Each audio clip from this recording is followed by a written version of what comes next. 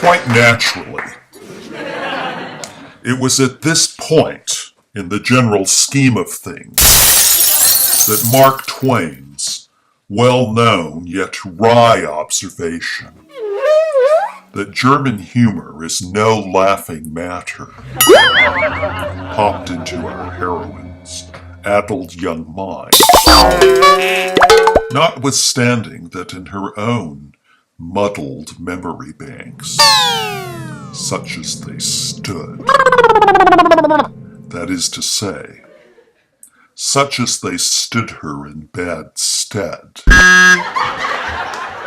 she attributed this obiter dictum to the iconic figure of Charlemagne, King of the Franks, rather than the aforesaid American author cum cynic,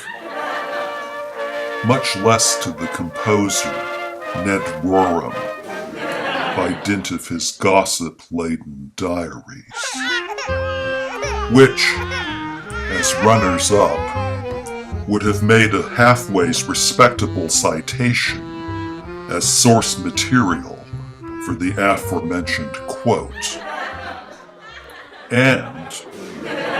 regardless of the fact that this imperial bearded blackguard,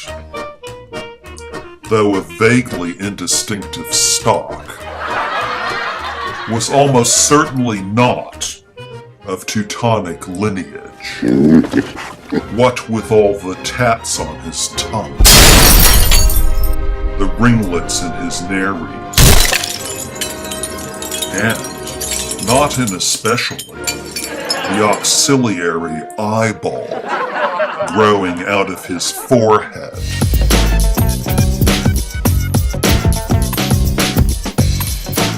Melody could not help but remark that this patronizing son of a fuck had pointedly walked the extra mile, as it were, for no other purpose than to be uncharitable towards her, which, in an inscrutably perverse sort of way, she found uniquely comforting, poignantly touching, even jubilantly flattering, insofar as her delicate young ego was impacted upon.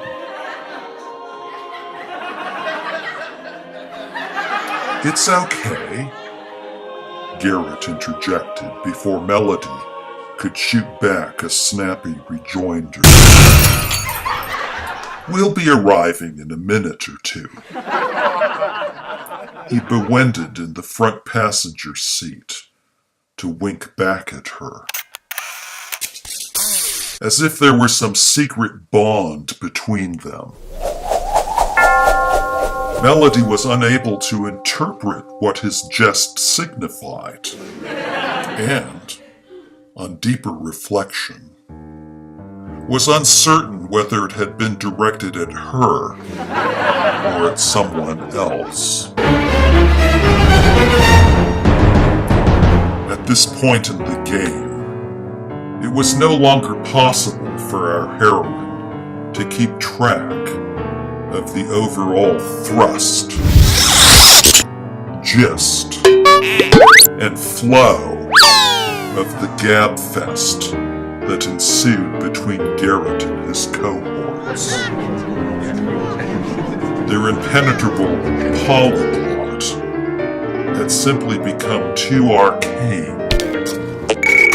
too obscure, too convoluted for our ingenuous young demigoddess to wrap her little mind around, let alone unscramble anything the least bit coherent, intelligible, or meaningful from.